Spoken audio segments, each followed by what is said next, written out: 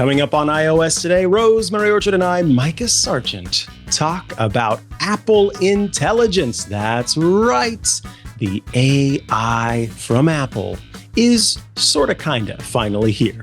Stay tuned. Podcasts you love. From people you trust. This is Twit. This is iOS Today with Rosemary Orchard and Mikah Sargent, episode 715, recorded Tuesday, August 6th, 2024, for Thursday, August 15th, 2024. Apple Intelligence, Part 1. Hello and welcome to iOS Today, the show where we talk all things iOS, iPadOS, tvOS, watchOS, HomePodOS, and VisionOS. And look, there are so many operating systems that Apple has on offer, and we love to talk about them here on this show to help you make the most of your devices. I am one of your hosts, Mikah Sargent. And I am Rosemary, throwing all caution to the wind, Orchard, because, we've kind of gone a little bit crazy this episode and next episode, actually, haven't we, Mikah? We have, because what have we done? We have installed beta software. And not only is it just beta software, it is the beta-ist of beta software. Apple has made available to developers, not yet to the public, I think I can't remember actually. You can correct me if I'm wrong, but I think it's just for developers right now. So far, yes. Yeah. The 18.1 beta.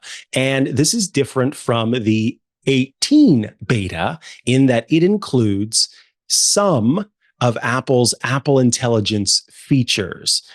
This does not include the whole suite, the whole kit and caboodle, as we say. It is just some of the options for Apple Intelligence, which is Apple's own generative AI feature list. And we are going to talk about what that's like, first and foremost, by talking about the 18.1 beta, but also some of the things you are able to do with Apple Intelligence in its current form. So let's get into it. First and foremost, Rosemary, we have to lay out the kind of groundwork of what's involved in being part of the beta and what it means in terms of the risk that you run in doing so. Yeah, and of course, being on a beta, it's never the most stable of experiences. And at the moment in particular, every so often, about 3-4 times a day, my iPhone will just crash back to a springboard, which is where the screen goes black and you get a little white spinner in the center. And then 30 seconds to a minute later, it'll be back to normal. It hasn't rebooted. It's just completely crashed the operating system, which sounds worse, but it is actually marginally better. I didn't have to go all the way through a reboot to get it working again. And that is one of the dangers of beta software. Another one is that battery. What's a battery? Oh yeah, remember? Your phone is probably going to spend a good chunk of time plugged in while you're running a beta because it's got to collect all those diagnostics as well to send back to Apple. And of course, right now, as we're recording, there is no public beta of iOS 18.1. So unless you're a developer, then you won't have access to this anyway, but do bear that in mind if it becomes available as a public beta in the next couple of weeks or so, because it may well do. But that said, I'm enjoying the beta, Mikah. It's a lot of fun. It's got some great stuff on there. What I'm not looking forward to, though, is that dance that I'm going to have to do when I get a new iPhone in September. Because I don't know if you remember, but if you're running a new version of iOS and you get a new iPhone, then you get your shiny new iPhone. You're there going, restore from backup. And then you get that fatal error message of, oh no, your old phone is actually on a newer operating system than this phone. So you have to set up the new phone, put the beta on it, update it, and then wipe it, and then you can set it up again and do the restore. And that's a bit of a dance. It takes a good hour or so to do usually for me. So I'm going to have to make sure I budget the time for that as of September. Indeed, yes. We always encourage caution. I also encourage you to head to twit.tv/HOM. That stands for Hands on Mac. If you head there, you will see an episode that teaches you how to join the developer beta as well as how to join the public beta and provide some insights into Apple Intelligence as well.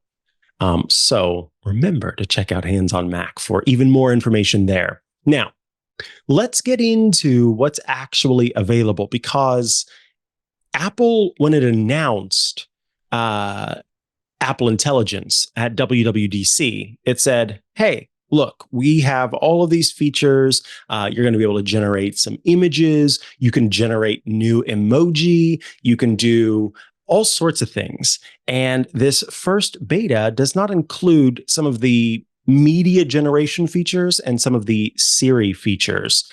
It has pretty much everything else outside of that. And I would love to hear, Rosemary, kind of your first impression of what was available, and then maybe we can dig in a little bit with what it can do.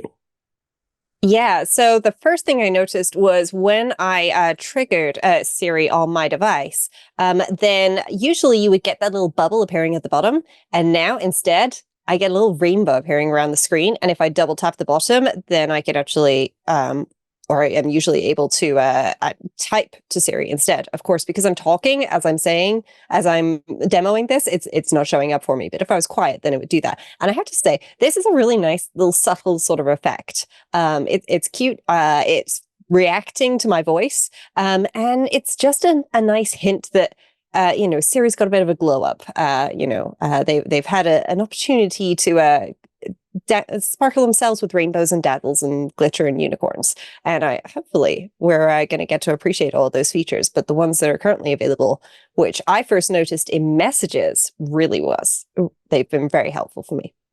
Yes. So let's talk a little bit about what is available in messages, because we have seen some improvements there for sure.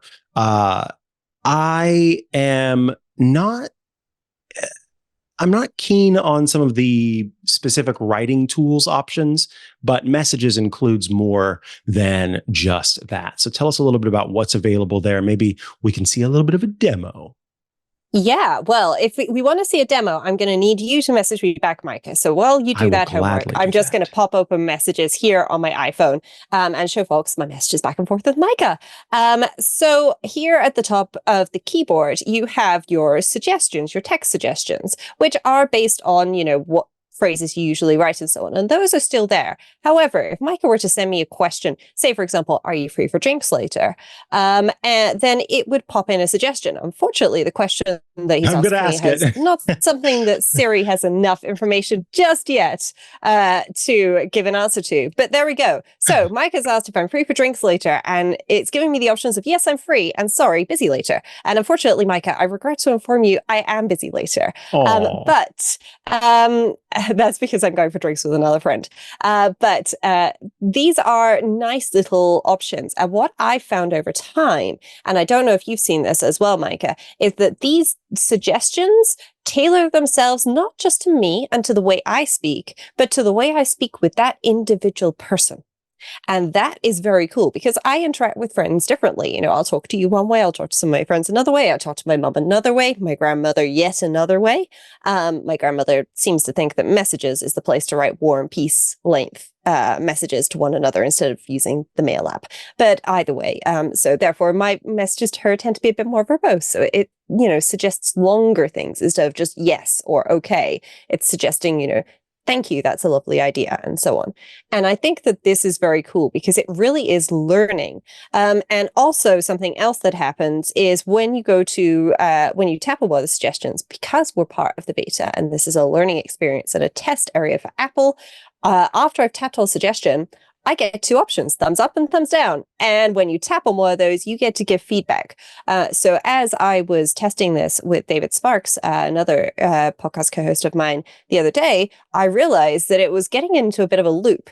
David and I think we broke Apple Intelligence because we ended up having an Apple Intelligence conversation back and forth with each other, as you do when you're playing with these things. And it got to the point where the Siri suggestion was something I'd literally said through Apple Intelligence two messages ago. And it kind of got stuck on that. So I felt some feedback, but I'm really enjoying it. And also it's easy to distinguish whether this is a text like suggestion or an Apple Intelligence suggestion, because usually these words above your keyboard appear in black. And when they are an Apple Intelligence suggestion, then they appear with a sort of like a shimmer rainbow effect over the top to start with. And then they go back to black. So they're still very readable and so on, but it just gives you a little bit of an idea. And usually there's one or maybe two suggestions from Apple Intelligence as to what it's going to say. And it's not writing long sentences. It's writing, somewhere between 2 and 5 words most of the time, but they're very helpful for kicking off, what it is that I was going to say of, yes, I'm free, or sorry, I'm busy, and things like that when it comes to replying to a person. And that can be quite a bit of a time saver when you're typing in messages. I agree, and those are the features that I think are good about Siri's kind of update, is the fact that it is able to provide kind of quick replies versus rewriting something that I'm writing. I think that is a great place where it kind of stands out for sure. Now, this is only one of the places that we've seen an improvement. Another place that we've seen an improvement is in the Mail app. And this is a feature that when it was announced on stage, a lot of people said, oh, you mean that thing that everybody has with Gmail? Yeah, it's true that sort of surfacing the most important conversations is something that Gmail has been able to do for some time. But I don't think that means that this isn't worth celebrating, because there are quite a few people who use the built-in Mail app for their devices. And I think that it's worth celebrating that it has come to Mail and that you can kind of sort through. I know I get a lot of cruft despite all of my spam filtering. And so this is great to see. Yes, yeah, it really is. And so what happens in Mail, and I'm not going to show it just because I've got a lot of stuff in my Mail app that I don't necessarily want to show off. I'm not giving away all the secrets for the future. But there's, some really nice things, like it's just filtering out priority mails and so on and putting those at the top. I've noticed as it does things like that, you start to see a little bit of theme where, stuff gets suggested more often and or less often and so on. And what I will do is, if I just pop open my phone screen right now, what I've done is I've tapped and held on one of the suggested messages in the priority section. And this is something that you can do almost everywhere where you've got Apple Intelligence suggestions right now. You can somehow give feedback. So either you can tap and hold on it, or after you've tapped on it, it will give you the option to provide feedback. And here I've got looks good and something isn't right with a thumbs up, thumbs down. And I can say, yeah, this is good. I like this being a priority mail. Or if there was something that shouldn't be a priority mail, then I can say, nope, that's not priority. I don't want that considered to be a priority. Thank you very much. And this is just something that I do find very useful as, we're training this. And this is something that we are going to see a theme of. There's a reason why it's the beginning of August. This is probably not going to be available shipping to the public for everybody, like my grandmother, to install on their devices until October. Okay, so that's August, September, and then maybe, a little bit of time into October. We've got at least 2 months here where we're training this. And a lot of the training is on device and so on, but it's also just sending generic information back to Apple to say, hey, like they said that these things in general weren't helpful and we thought they were, and to allow us to tweak the training model by providing that really critical feedback. And that's what I think is important to remember when it comes to this. This isn't just about the fun opportunity of getting to test new software. It's also about providing that feedback and making this better for other people, right? Like that's what we want to have happen with all of this. So just bear that in mind. Yes. Yeah. And of course, Apple Intelligence is privacy focused. And there's a lovely section on the Apple Intelligence page, which is at apple.com/Apple Intelligence. Towards the end, great powers come with great privacy. And it tells you about, how private cloud compute works and so on, as just sort of a general overview. But yeah, this is a beta for giving feedback and training Apple and Apple Intelligence as to what's helpful. All righty. Let me see here. So what's next on the list? Because we've talked about messages, we've talked about mail. Well, one thing we haven't talked about with either of those, Micah, is the summary feature, which is if your phone is locked and say, for example, Micah sends me 6 messages. Then when I pick up my phone and I look at the lock screen, those messages get stacked together. And then I have a little summary of what Micah said done through Apple Intelligence. And of course, I can tap on that then to see, what, those individual messages are. But I get a little summary. And the summaries feature is available for mail as well. And if I just pop into mail and I've got one, here's one I made earlier with my best British Blue Peter impression. There's a little summary available at the top. It's above where it has the name of the sender and so on. It just says, your parcel delivery status updated, parcels with a driver for delivery. That's the summary. Of course, I can scan that very easily because this email is nicely formatted. But if somebody sends you, War and Peace via email, then it's nice to be able to get a quick summary done automatically by just tapping the summarize feature at the top. And I think that this is going to be quite useful, especially when you've got like a busy group chat or something, and there's, 6 or 7 people talking, sending lots of messages back and forth. You step away from your phone for 15 minutes to go and have a shower, and you come back and your phone's fallen off the table. It vibrated so much and you want to know what on earth happened. You can get a nice Apple Intelligence summary to give you a quick overview without having to actually sit and read all of those messages. And I like this too because it works in Safari, and just having it anywhere is, well, in many places I should say, is really nice. And getting that quick rundown, be it just a quick hit of each important point, or as we talked about in mail, being able to make sure that when we respond, we're responding to all of the questions that a person is asking in the email. Because, man, that can be an issue. I think it's a very clever use of this technology. Okay. Yes. Those are 2 examples, but another example before we get to writing tools, I think that's fun, in my opinion, is Siri, because Siri looks different. I've noticed that Siri actually sounds different, and I don't mean different in the sense that the voice has changed, but the delivery of the voice has changed. You can tell that Apple has further trained the model to try to sound more natural, more human.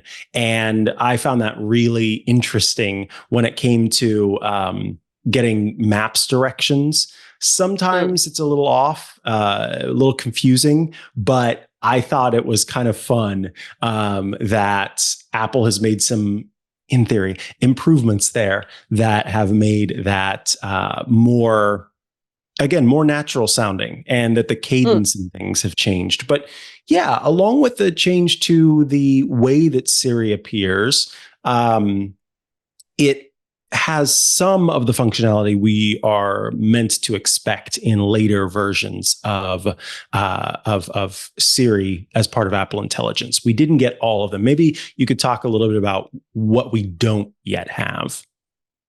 Well, it's kind of difficult to know exactly what we don't have because, of course, Apple hasn't necessarily told us about everything. And, there's some things where, of course, sometimes I do this as well. I forget, Micah, that a features existed a while ago. I was having a discussion with somebody in Discord the other day where they were saying, oh, yeah, you can finally ask Siri for directions using Google Maps. And I'm there going, I'm pretty sure that's been a feature since like iOS 14. You just needed to specify the app, and if the app supported that, then it would work. That's available. But one thing I do want to say that I do love about Siri is now if you stumble over your words, or you say Tuesday, no, I meant Thursday, it can follow along and it will understand, and it will change what it was listening. It will change what it's transcribed from what you were saying from Tuesday to Thursday. And it won't say Tuesday, no, wait, Thursday. It will just have Thursday in there. And I think that that is an incredibly cool feature because I don't know about you, Micah, but sometimes I start by saying something and then realize, oh, no, this is not exactly how I intended to say it, or I messed up and I used the wrong word and I don't want to have to start over with what I was saying. So being able to correct it and have Siri just follow along is really handy. I agree. I have enjoyed that ability to, because I can be long-winded. I know that about myself, and that has been difficult to be able to try to get my point across with Siri. It's why I haven't in the past made use of Siri all that much, because I would run into issues with it. So seeing that improvement take place has been kind of delightful. And Siri is trying to put us out of a job, for sure, Rosemary, because we have seen in the beta version of this, Siri is a lot more knowledgeable. It has been trained on Apple support. And so you can ask it questions like, how do I dim my display? And it will tell you where you go in settings and walk you kind of through the steps. So that has been kind of cool to see. I joke about it, we do a lot more than just provide the basic steps. And so I know that there's more to be gained, but it is pretty neat that people who just need a quick answer will be able to find it. And I think that it shows the potential value, right, of training an artificial intelligence on a specific data set and using that specific data set to improve on a product. So I dig it. Yes, yeah. And there are some things that we don't have yet, which is what you originally asked me, which are, so Image Playground. This is going to be one specific tool where you can describe essentially an image that you would like to have appear to Siri, and it will do it. Or it can take an image that you started doing a rough sketch of and turn it into an actual picture of some kind. And this looks really cool. I cannot wait to get my hands on it. So I was quite sad that's not available yet in the beta. And another one, which isn't exactly there, priority notifications. So priority notifications isn't there, but when we get to Shortcuts Corner, Mikah, I want to have a deeper dive into that fancy new focus mode they've added, because they are doing something already related to filtering down notifications. And that's, that's something that's, coming soon and is definitely improving. And one thing that is really missing right now, and this is not entirely Apple's fault, is on-screen awareness. So Siri being aware of what it is that you're talking about and what it's seeing on the screen. And that's not entirely Siri's fault, because guess what? When apps haven't necessarily exposed that data using the right app intents, then Siri doesn't have any way to read that. It just goes, I don't know, Instagram's open.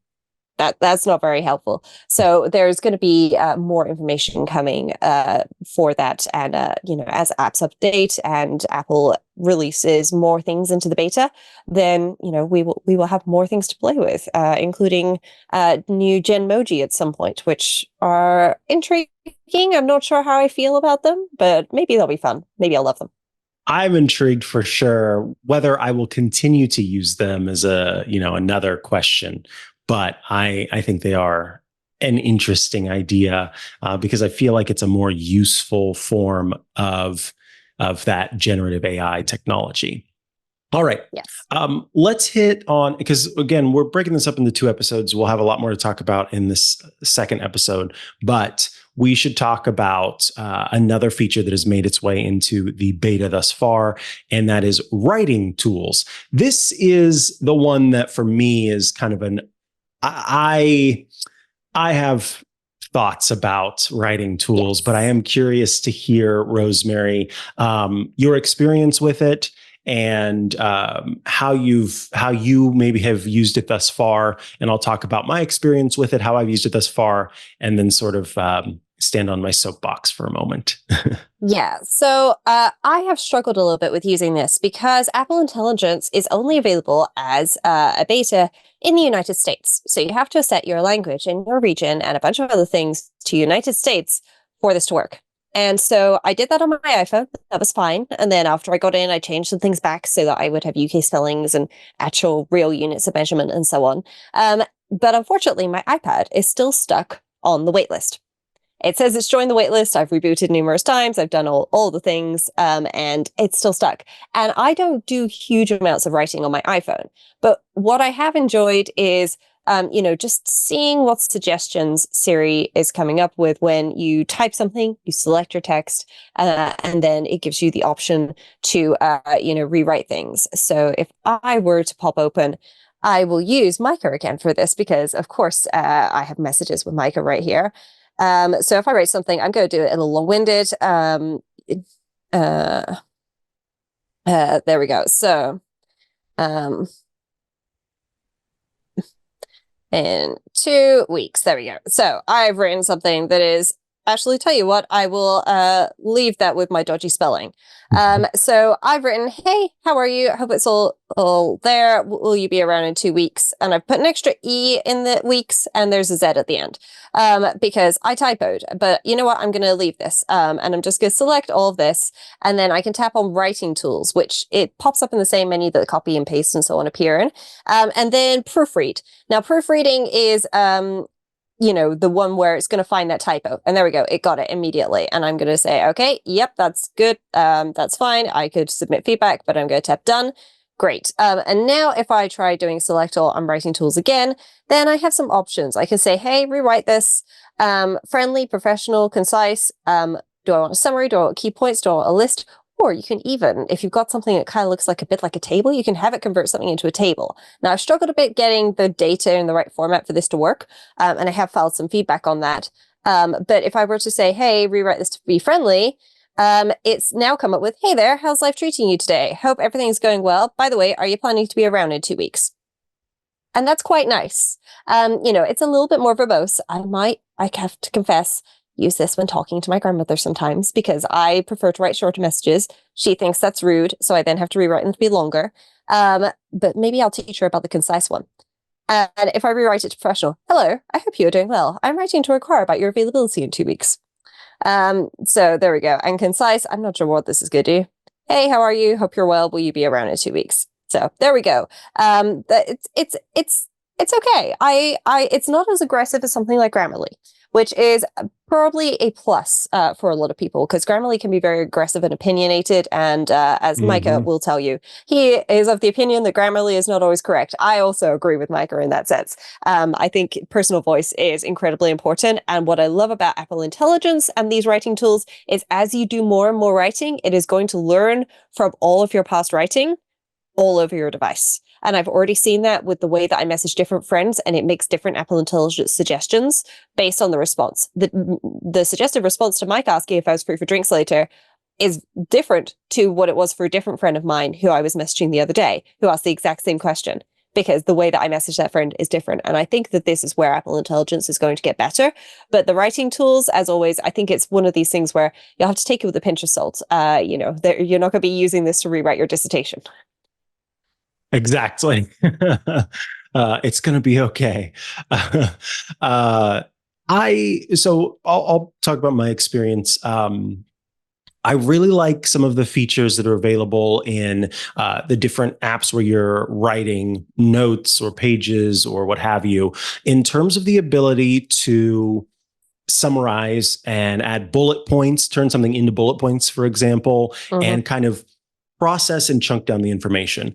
I'm less jazzed about the idea of people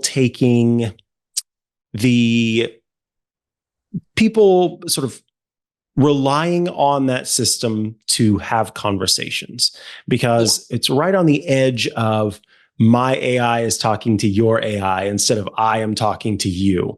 And that kind of bums me out. That idea that, I might think that I'm having this great conversation with a person, and it turns out that it's just them kind of hitting the button over and over again and seeing what pops up.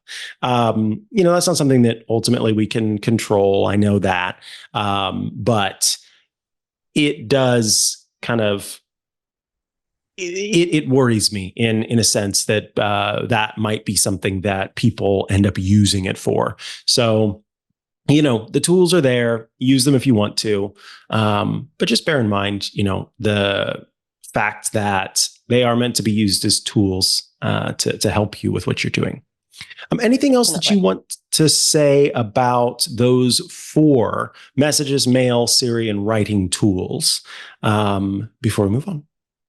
I mean, honestly, I'm excited to see where this progresses, because what I love about the Apple Intelligence and Messages in particular, which is the place I've most heavily been using it so far, aside from some of the things we'll get to in the next episode, is the fact that it's not always there. So when I open a message to Mikah, if we haven't messaged back and forth in a few days, for example, it doesn't have a suggestion, because it's assuming that this is not in reply to a previous question or conversation that we had. It's a new conversation. We're starting it over. So it's not shoving itself down my throat. It's there as an assistant. It's not there as an overbearing micromanager telling me what to do. And that, I think, is a good sign of things to come. Absolutely. Very well put. Alrighty, folks, we are going to move along to the feedback segment. The feedback today comes from Peter, who writes, "Good morning, Mike and Rosemary." Good morning, Peter. "I realize that the iOS 18 features are changing with each beta release, and we won't know all the features included until the production release in September. I would like to get a full and detailed release notes document, user doc, not developer doc, of all the changes from iOS 17.6 to 18.0 and for future releases. Also, a manual for iOS 18 and future releases. If it is free or there's a cost, I would be interested depending on the cost and quality of the documentation. Do you all offer documentation, or can you tell me where I can get it? Peter."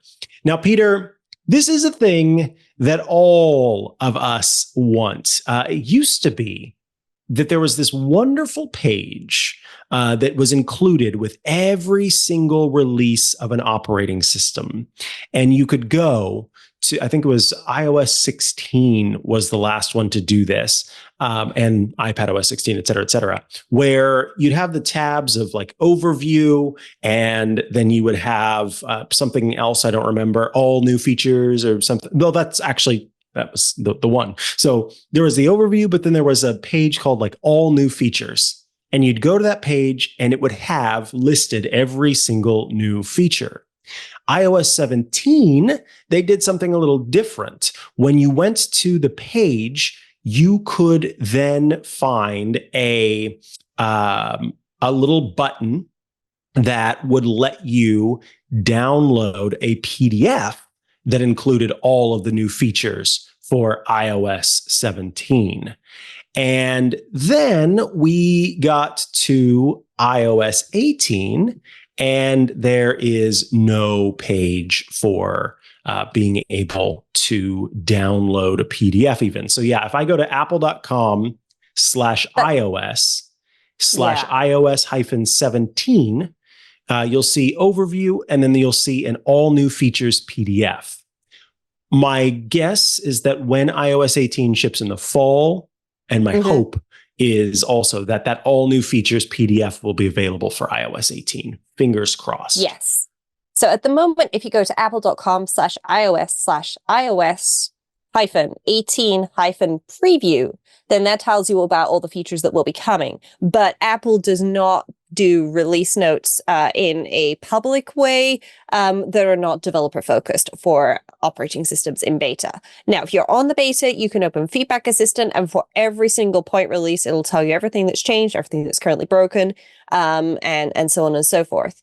But another place to look is if you go to Apple's iPhone user guide or iPad user guide online, and you select your version of iOS 17, then there is a section in that table of contents, which is what's new in iOS 17 specific to that device. So if you're on the iPad user guide, then it'll be a what's new in iPadOS 17, and it won't show things like standby mode because standby mode's not available on the iPhone. This is quite a useful sort of overview as well. It's got some nice screenshots to tell you what's going on. And it's got all the key points, and it's quite nicely formatted as well.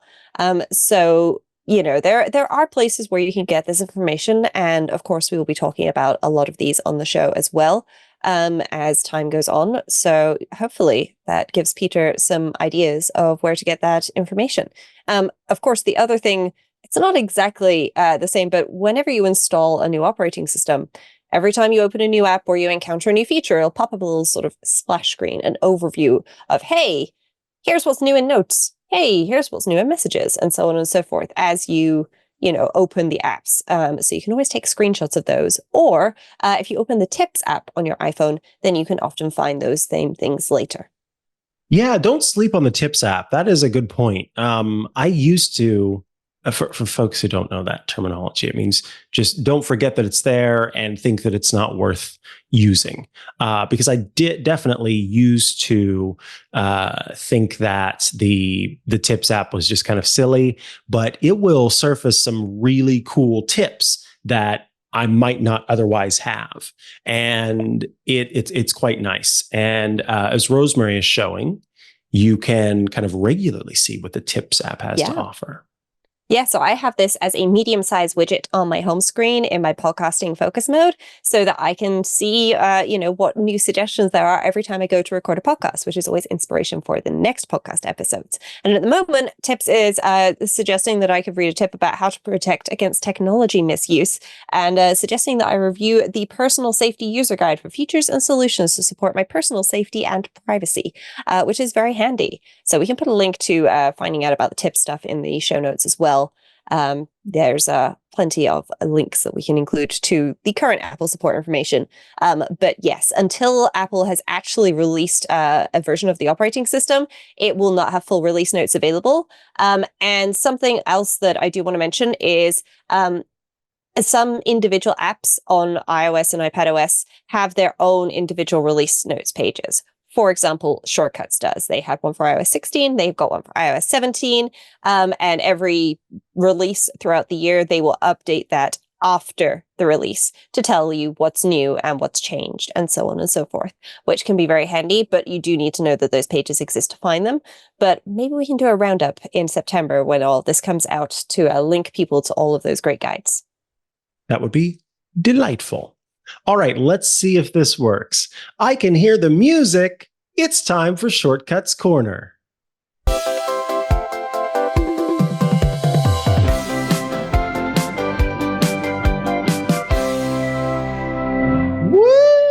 We are doing things a little different today, so I didn't know if that was going to start playing. So very impressed. Great job, Anthony. This is Shortcuts Corner, the part of the show where you write them through Shortcuts requests, and Rosemary, our Shortcuts expert, provides a response. Before we get to the Shortcuts Corner request, Rosemary wants to talk about another thing in the iOS 18.1 beta that I think folks will be very interested in. Yeah. So focus modes are a great feature on iOS where you can have a sleep focus mode, for example, where it will do things like dim your lock screen and, turn off most notifications for you. And then, of course, there's driving, which people often encounter because that turns on automatically. And you can create other focus modes as well. I have one for work where I get different notifications. And these tie into all sorts of things like other, home screens and so on and so forth. But brand new in iOS 18.1 with Apple Intelligence is Reduce Interruptions. And this is a new focus mode that can show up where you can have, and it's got a toggle for intelligent breakthrough and silencing.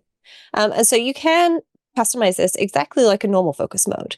But essentially the idea of this is you're just going to crank down a little bit. You're not going full on do not disturb and getting rid of everything, but you are getting rid of a chunk of things. And what I found is this is a feature that can be toggled on in every focus mode, which is really nice because that way I can say, hey, like if suddenly I start getting messages from, I don't know, Mikah while I'm working. Now Mikah would actually be allowed through while I'm working. So that's, not quite relevant here. But if Mikah were usually somebody, it's not that you wouldn't be allowed through. It's more that I wouldn't get a notification. I can turn on intelligent breakthrough and silencing. And if you're just sending me, 60 different links to Apple support documentation, that's probably not going to show up. But if you send me something that says, help, I really need you, that's intelligent breakthrough is going to come on and turn that on and go, hey, Mikah sent you a message. Do you want to see that? Like it's right here. And especially considering the new macOS Sequoia betas where you are also then able to get your iPhone notifications on your Mac when you connected your phone to your Mac. That is going to be a very nice combination of the two, I think. So essentially, it's just attempting to put a little bit of AI into your focus modes for intelligent breakthrough and silencing. But it's nice to have that as an option, and especially when combined with your other focus mode filters, then you may find that is something that's worth investigating and playing with. And personally, I really think that allowing intelligent breakthrough and silencing can be quite useful. And I do love the fact that there is now just an extra focus mode for just reduce interruptions. Like, hey, I'm hanging out with my friends. I don't want to be off the grid, but I'm not super on grid. Like, give me a halfway house between the two, and don't make me configure everything and set it up either. Well put. Absolutely. I don't want to have to do all of that. So it's nice to have that happen automatically. And by the way, I've had that turned on, and I think that it's done a good job. The one place where I'm still getting used to things and it felt a little bit odd was with message summaries in notifications. There have been a couple of times where those message summaries and notifications made me think, because I wasn't paying close enough attention, made me think that what the message summary said was the whole message. And so I didn't respond to the person. And they reached out later like, hey, I asked you a couple of questions. I thought, oh, and I went and looked. It's like, oh, right, you wrote a paragraph. This was just the summary of that. So I'm still getting used to things. So just kind of be mindful. Yes. All right. Let us go to the Shortcuts Corner request, which comes from Dan. Dan writes in to say, I want to assign this shortcut to my action button on my 15 Pro so I can activate it in my pocket. If I'm listening to nothing, I want it to start playing the most recent playlist from YouTube Music. If I am listening to YouTube Music already, I want it to switch to my current listening to podcast in Pocket Casts. And if I'm currently listening to Pocket Casts, I want it to switch back to my current playlist on YouTube Music. I have done zero looking into shortcuts, but this seems like it is within the power that they offer. Any help would be appreciated. Thanks, Dan. Yeah, no sweat. Not a big deal. It sounds kind of complicated, Rosemary, because it sounds like there's a lot of logic. It sounds a little complicated, but there's some good stuff that I've got for Dan. There's some not so great news that I've got for Dan.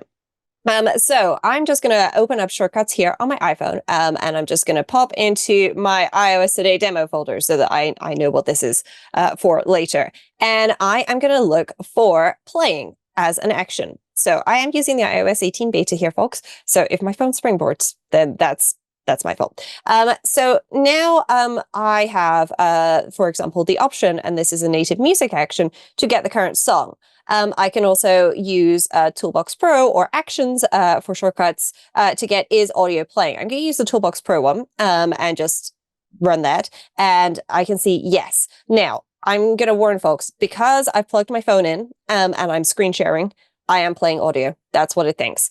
And I don't have a way to work around that, sadly. But that is, what is available there. However, unfortunately, I did install YouTube Music, and I tried to work around this a little bit. I play with Pocket Cast as well, because Get Current Song works on a number of things. So if I were to open music very quickly and just hit play on something, which apparently is the Legally Blonde soundtrack, and now I hit get current song, it gets it for me.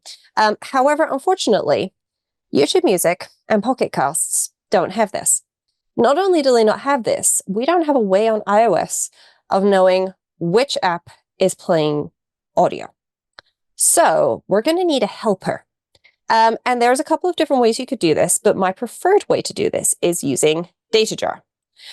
So I'm going to start with the is audio playing action, and I'm going to use the one from Toolbox Pro here, which full disclosure is one of the apps I'm part of the development team behind it.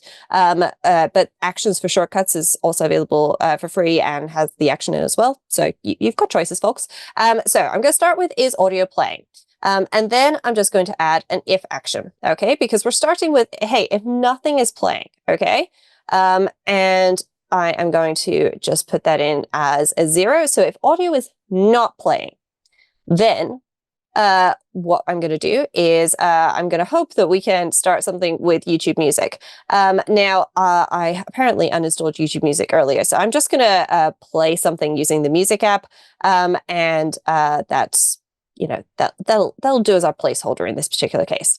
And now I need to make sure I get rid of that, and I'm just going to leave this blank, or I could tap it and select a playlist. There we go, library, playlists, and I'll just pick my favorite songs. That seems good. There we go. And of course, you've got options here if you are using this for music to shuffle and so on. Now, we have two options.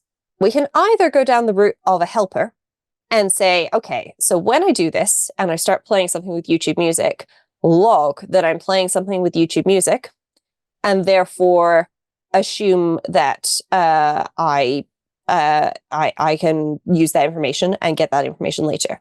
Otherwise, or we can just say, hey, if something's playing and you press the button, try the other app. But that means that if you're in Pocket Casts and you go to YouTube Music, that's fine. Or rather, if you're in YouTube Music, it'll go to Pocket Casts, but from Pocket Casts, it goes to Pocket Casts. That seems like a problem. So I'm going to use a helper app, and I'm going to use DataJar for this. So what I'm going to do is I am going to set a value, okay, which is playback. And I'm going to call this playback because that seems sensible. And I'll just set this to, not using my downloads. I just need a little text action in there before that. Ta-da. And then I can set my playback to, and I'll say this is YouTube because I'm using music as a placeholder for YouTube. So what we're doing is tapping and holding on that value to set that and using the text. So we're checking if audio is playing. Okay, this is the first part of what Dan wanted. And if audio is not playing, then we're going to play YouTube Music, in Dan's case, music for me. And then we're going to set this little playback helper to text. And then what I'm going to do is I'm going to throw in a little stop shortcut action because after this, I just want it to be nice and clear and simple what we're doing, okay? So if we didn't have anything playing, we're doing YouTube Music. Done. So that means that now after this, I need to get my value from DataJar to see what this is. And what we're going to do is we're going to get the value for playback, and I'll paste that in.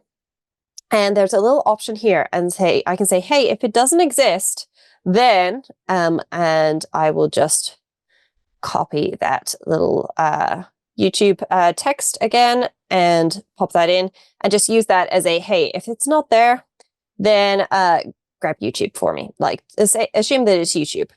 Okay, and now we can just do a nice if statement. So we can say, hey, if this, and it's not a file size, if the value as text, please, rather than as a file. This is a little iOS 18 bug that I seem to have run into there.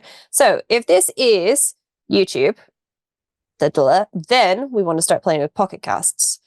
And I will say, oops, nope, not playing next episode. That's not what I wanted. What I wanted to do was resuming current episode. Perfect. And then we are going to need a little text action again. And I'm going to paste that below. And to copy these, folks, I'm just tapping on the little icon on the top left of the action. And then I'm tapping copy. And then if I tap on another icon, I get paste above or below. So I can choose where to put it. And now I'll just pop this in and say Pocket Casts. And of course, I could get the exact capitalization, but I'm just doing this as a little demo. And then I can go set this playback to text, and I'm just going to select it and make sure that this is the right one. Perfect. Great. And then if it is Pocket Casts, okay, so if it's not YouTube, then I need to do the other way around.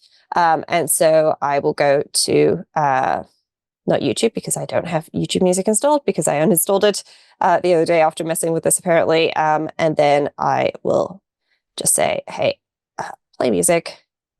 Clear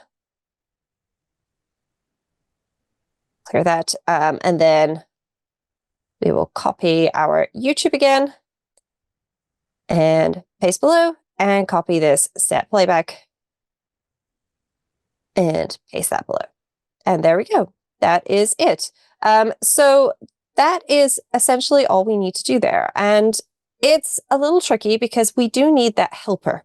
If we don't have a helper, we're going to get a bit stuck because we don't have a way to check if something's playing.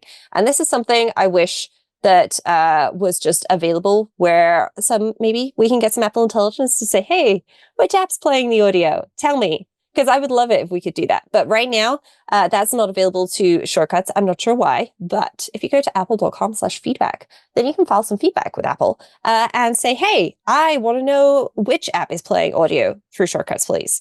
And also, if you're on the beta, then of course you can use the feedback assistant to file that information as well. And the more people that file that feedback, then the more likely it is to get to the team who can actually work on it. So if you would like that feature, then please do request that. But I think using Data Jar, which is free, is a great little way around this.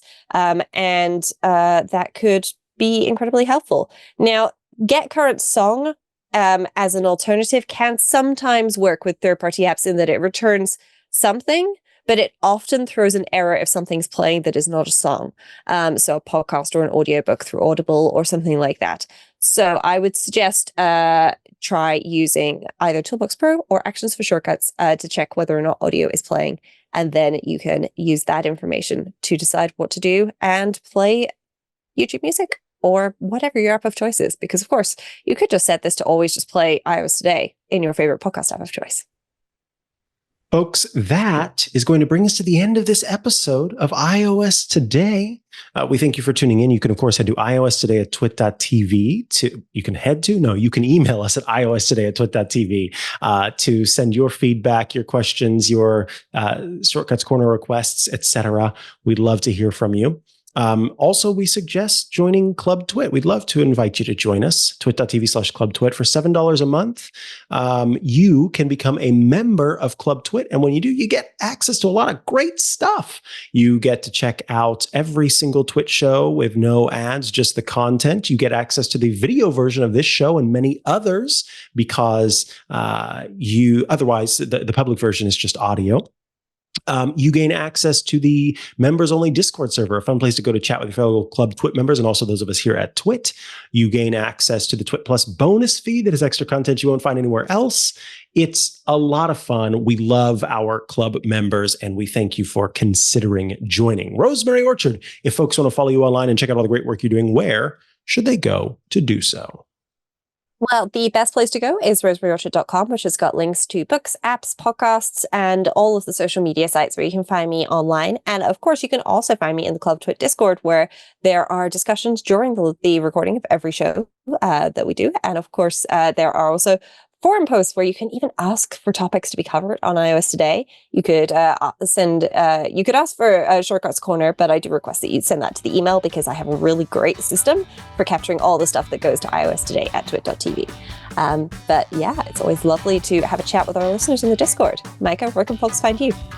If you're looking to follow me online, I'm at Mikah Sargent on many a social media network, or you can head to chihuahua.coffee. That's CHIHUAHUA.coffee, where I've got links to the places I'm most active online. Thank you again for tuning in to this episode. We will be back next week with another episode and can't wait to hear from you. Bye-bye.